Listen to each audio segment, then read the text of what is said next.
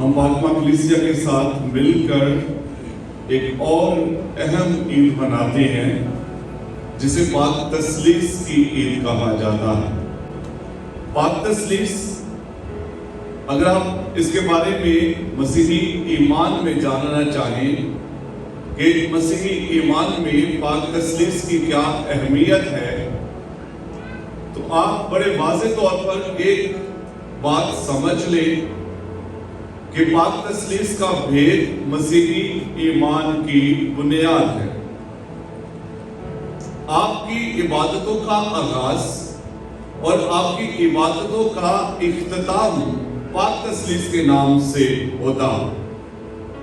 آپ دیکھیے، جب بھی ہم کہیں کہ آئے ہم خداوند کی حضوری میں جھکتے ہیں، خداوند کے نام کو جلال دیتے ہیں اور خدا سے دعا مانگتے ہیں، تو ہم اپنی عبادت کا جو آغاز ہے وہ باپ اور بیٹے اور روح القدس کے نام سے کرتے ہیں۔ جب ہم صلیب کا نشان بناتے ہیں،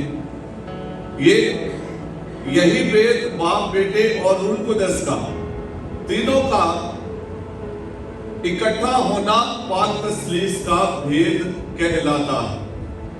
اور پھر صرف یہ نہیں کہ آپ اپنی عبادت کا آغاز پاک تثلیث سے کرتے ہیں اور اختتام پاک تثلیث کے نام سے کرتے، بلکہ آپ کے ہر ساکرامنٹ میں پاک تثلیث کو بنیادی جو کردار ہے وہ اسے حاصل ہے، کیونکہ پاک تثلیث کے نام سے بپتسمہ پانے والے ہیں، انہیں بپتسمہ دیا جاتا ہے نام لے کر، کہ ایک شخص کا نام لے کر میں تجھے بپتسمہ دیتا ہوں باپ اور بیٹے اور روح القدس کے نام میں، آمین۔ اگر آپ اعتراف کا ساکرمنٹ دیکھیں تو اعتراف کے ساکرمنٹ میں وہ فارمولہ پوری دنیا میں اسی ایک فارمولے کے ذریعے جو چرچ نے دیا ہوا ہے، کاہن اعتراف کرنے والے کے گناہوں کو معاف کرتا ہے جب وہ کہتا ہے گناہوں کو معاف کرتا ہوں باپ اور بیٹے اور روح القدس کے نام میں، آمین۔ استحقاق کا ساکرمنٹ، بیماروں کے مسح کا ساکرمنٹ یا کہانت کا ساکرمنٹ، آپ کوئی بھی ساکرمنٹ لے لیں، ہر ساکرمنٹ میں پاک تثلیث کو اہمیت حاصل ہے۔ تو پاک تثلیث در حقیقت ہے کیا؟ یہ ایک بڑا بنیادی سوال ہے اور اس کا جواب آپ سب کے سب جانتے ہیں۔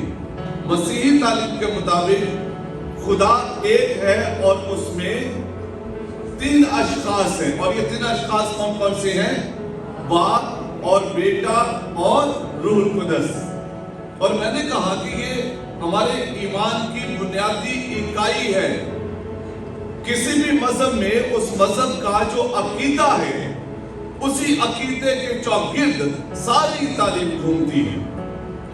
آپ کسی بھی مذہب کو دیکھیں، ان کا جو عقیدہ ہے اسی کے چوگرد ہر چیز گھومتی ہے۔ جو مسیحیت میں ہمارا عقیدہ ہے وہ کیا ہے؟ اب ہر پاک ماس کو اس کا اقرار کرتے ہیں، میں ایمان رکھتا ہوں خدا قادر مطلق باپ پر جو آسمان اور زمین کا خالق اور مالک۔ یہاں سے دو تین آوازیں ہیں رسولوں کا عقیدہ، یہ آپ کا عقیدہ ہے۔ یہاں پر کیا آئے ہم اپنے ایمان، اپنے عقیدے کا، اپنے ایمان کا اقرار کریں۔ میں ایمان رکھتا ہوں خدا قادر مطلق باپ پر جو آسمان اور زمین کا خالق اور مالک ہے۔ میں ایمان رکھتا ہوں یسوع المسیح پر، دوسرا حصہ اس کا جو ہے۔ تو آپ اپنے عقیدے میں پاک تثلیث پر اپنے ایمان کا اقرار کرتے ہیں۔ آپ دیکھیں تین حصے ہیں رسولوں کے عقیدے کے۔ پہلے حصے میں ایمان رکھتا ہوں خدا قادر مطلق باپ پر جو آسمان اور زمین کا خالق اور مالک، اور دوسرے حصے میں یسوع مسیح پر جو اس کا اکلوتا بیٹا اور ہمارا خداوند ہے، وہ روح القدس کی قدرت سے پیٹ میں پڑا، کماری مریم سے پیدا ہوا۔ اور پھر تیسرا حصہ میں ایمان رکھتا ہوں روح القدس پر، اور پھر اس کے ساتھ جو ہمارے ایمان کی سچائیاں ہیں، واقعات الکلیسیا، مقدسوں کی شراکت، گناہوں کی معافی، جسم کی جی اٹھنے اور ہمیشہ کی زندگی پر، آمین۔ یہ آپ کا ایمان ہے۔ آئندہ اگر کوئی آپ سے یہ پوچھے کہ بھئی آپ کا ایمان کیا ہے، تو آپ نے فوراً سے اس کا جو میرا ایمان یہ ہے، میں ایمان رکھتا ہوں خدا قادر مطلق باپ پر جو آسمان اور زمین کا خالق ہے۔ یہ آپ کا عقیدہ ہے۔ آپ دیکھیں، آپ اپنے عقیدے کے بیچ میں پاک تثلیث کا اقرار کرتے ہیں اور پاک تثلیث پر اپنے ایمان کا اقرار کرتے ہیں۔ اب پاک تسلیس کے بھید کو سمجھنا بڑا مشکل ہے. جب پاک تسلیس پر بات کی جاتی ہے، غیر اقوام کے لوگ کہتے ہیں کہ جو مسیحی ہیں یہ ایک نہیں بلکہ 3 خداؤں کی پرستش کرتے ہیں. یہ ایک نہیں 3 خداؤں کو مانتے ہیں، اور وہ 3 خدا باپ، بیٹا اور روح القدس. لیکن پاکوا کلیسیا سکھاتی ہے خدا ایک ہے اور اس میں 3 اشخاص ہیں، باپ، بیٹا اور روح القدس. اور آپ ان کے کرداروں کو خدا کے کلام سے سیکھ سکتے ہیں. یہ کسی انسان کی تخلیق کی ہوئی کہانی نہیں ہے. آپ پورے پرانے عہد نامے کو اٹھا کر دیکھ لیں، وہاں پر جو باپ کا کردار ہے، وہاں پر جو خدا لوگوں کی حفاظت کر رہا ہے، غلامی سے نکال رہا ہے، سمندر کو 2 حصے کر رہا ہے، چٹان سے پانی اور آسمان سے من برسا رہا ہے، وہ جو اپنے نبیوں کے ذریعے لوگوں کے ساتھ کلام کر رہا ہے، یسوع مسیح جب دنیا میں آتے سکھاتے ہیں وہ ہمارا باپ ہے. اس خدا کو وہ باپ کہہ کر پکارتا ہے. آپ دیکھیں جو ایک کردار ہے وہ کلام بھی ہے. کلام تو الہامی ہے. بائبل مقدس الہامی کتاب ہے، خدا کی طرف سے نازل کی ہوئی کتاب ہے. پرانا عہد نامہ عہد عتیق پورے کا پورا باپ کے کردار کو کہ کیسے وہ انسان کو پیدا کرتا ہے، تخلیق کرتا ہے، کیسے ہر چیز بناتا ہے. تو جب انسان نے گناہ کیا تو کیسے نجات کا منصوبہ خدا چلاتا ہے، کیسے ہر لمحہ ہر دور میں انسان کی رہنمائی کرتا ہے. اور پھر مقررہ وقت پر پاک تسلیس کا دوسرا رکن، دوسرا شخص یسوع المسیح مقدسہ مریم کماری سے پیدا ہوتا ہے. یسوع مسیح کی زندگی سے آپ سبھی کے سبھی بخوبی واقف ہیں. خدا یسوع المسیح 30 سال تک اپنے والدین کے ساتھ رہا، پھر اعلانیہ زندگی کا آغاز کیا، 3 سال خدمت کی، دکھ اٹھائے، مصلوب ہوا، مردوں میں سے جی اٹھا اور آسمان پر چلا گیا. باپ نے تخلیق کیا، بیٹا پھر سے تخلیق نو کرتا ہے، ریکریٹ، پھر سے بنانا. جو کچھ باپ نے تخلیق کیا تھا گناہ کی وجہ سے سب کچھ زخمی ہوا اور فضل سے گرا تھا، اور بیٹا پھر سے وہی فضل کا رتبہ اپنی قربانی کے ذریعے عطا کرتا. اور پھر پاک تسلیس کا تیسرا شخص روح القدس. خدا یسوع مسیح آسمان پر جانے سے پہلے روح القدس کا اپنے شاگردوں سے وعدہ کرتا ہے کہ وہ مددگار بھیجے گا، وہ وکیل بھیجے گا، روح القدس کو بھیجے گا، روح الحق کو بھیجے گا، وہ ہدایت کرے گا، وہ رہنمائی کرے گا، جو ہم نے آج کی انجیل مقدس میں سنا بھی. تو پاک تسلیس کے تینوں کردار بائبل مقدس سے لیے گئے ہیں. پاک تسلیس کے نظریے کو بائبل مقدس سے سمجھا گیا. اب سوال یہ ہے کہ خدا نے کیوں اپنے آپ کو پاک تسلیس کی صورت میں ظاہر کیا ہے کہ لوگوں کو سمجھنا مشکل ہے. لوگ کہتے ہیں یہ 3 خداؤں کی پرستش کرتے ہیں اور عبادت کرتے ہیں، جبکہ ہمارا ماننا یہ خدا ایک ہے اور اس میں 3 اشخاص ہیں، باپ، بیٹا اور روح القدس. کیوں خدا نے اپنے آپ کو ایسے ظاہر کیا؟ اس کا جواب ہم انسان نہیں دے سکتے، خدا ہی اس کا جواب دے سکتا ہے. اس کی ذات ہے، اس کے منصوبے ہیں. لیکن پاک تسلیس سے ہم کیا سیکھ سکتے ہیں جو پاک تسلیس نے ہم پر ظاہر کیا ہے؟ اب دیکھیں، پاک تسلیس کے بیچ میں محبت ہے. باپ، بیٹا، روح القدس، آپ تینوں کو الگ الگ نہیں کر سکتے. اور کہا جاتا ہے یونٹی ان ڈائیورسٹی، تینوں الگ الگ ہیں. Father creates, son recreates and the holy spirit سسٹینز.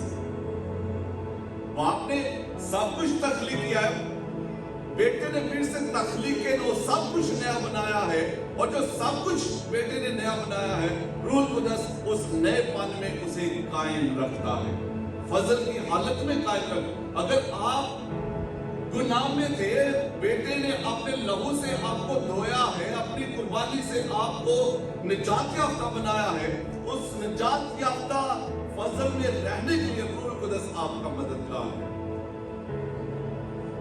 Unity in diversity, तीनों अलग अलग हैं लेकिन एक है। आप उनको कहेंगे हम रूह कुदस बाप बेटे या रूह कुदस, इनको इनकी खूबियां बिल्कुल ही एक दूसरे से ऐसी अलग है कि हम इनको एक नहीं कर सकते, ऐसा नहीं। तो पाक तस्लीस से जब ये ईद मना रहे हैं, क्यों खुदा ने अपने आप को पाक तस्लीस की सूरत में जाहिर किया, इस पर ध्यान ज्ञान करने की बजाय इस बात पर ध्यान ज्ञान करें कि पाक तस्लीस से हम सीख क्या सकते हैं। पाक तस्लीस के बीच में मोहब्बत है। मैंने कहा मुकद्दस यूहन्ना की इंजील 3:16 में लिखा, खुदा ने दुनिया से ऐसा प्यार किया कि उसने अपना इकलौता बेटा बख्श दिया। सैक्रिफिशियल लव, कुर्बानी देने वाली मोहब्बत। तो सवाल ये उठता है, आज के दौर में हम जो पाक तस्लीस पर ईमान रखते हैं, क्या हम पाक तस्लीस से इस मोहब्बत को लेकर जो उसके बीच में अपने खानदान में इस मोहब्बत को लेकर आते हैं या नहीं, अपनी जिंदगी में लेकर आते हैं या नहीं? क्या हम में सैक्रिफिशियल लव है या नहीं है? क्या हम एक दूसरे के लिए कुर्बानी देने के लिए तैयार हैं या नहीं? आप जानते हैं जब इंसान ने बागेदन में मना किए हुए दरख्त का फल खाया और खुदा ने जब आकर पूछा कि वहां पर हुआ क्या, Did they take the responsibility? उन्होंने अपनी जिम्मेदारी कबूल की क्या? नहीं। वहां पर हो क्या रहा था? Blame game. एक दूसरे पे इल्जाम, ब्लेम गेम। आदम कहता है हवा ने वो औरत जो तूने बनाई, वो उसने मुझे लाकर दिया, मैंने खाया।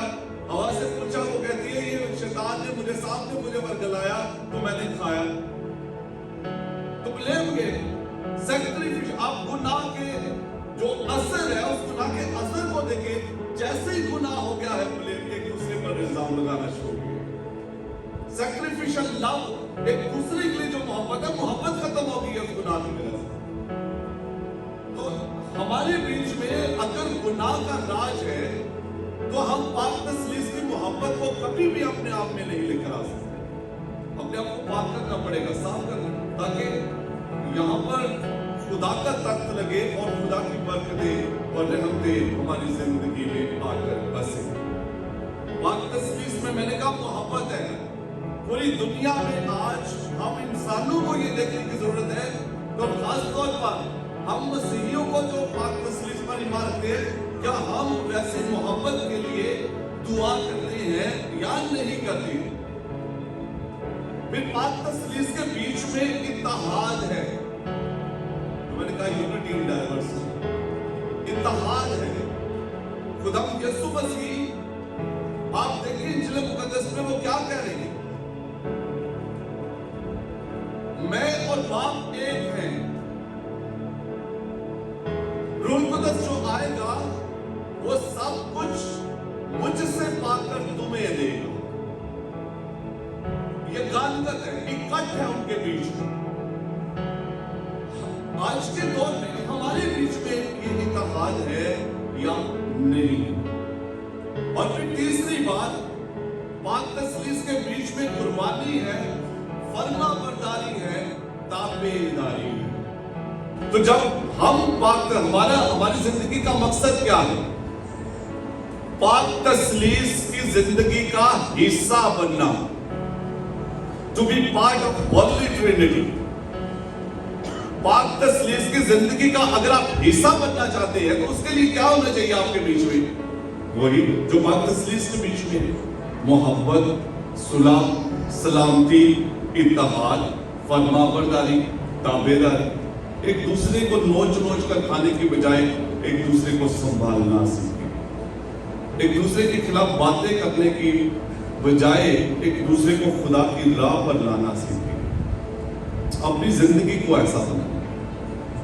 खुदा हम सबों को बरकत बख्शे। आज जब हम पाक तस्लीस की ईद मनाते हैं, तो खुदा से दुआ करें, खुदा से बरकत मांगे कि खुदा हमारे खानदानों में, हमारी शख्सी जिंदगी में पाक तस्लीस की खूबियों को नाज़िल करें।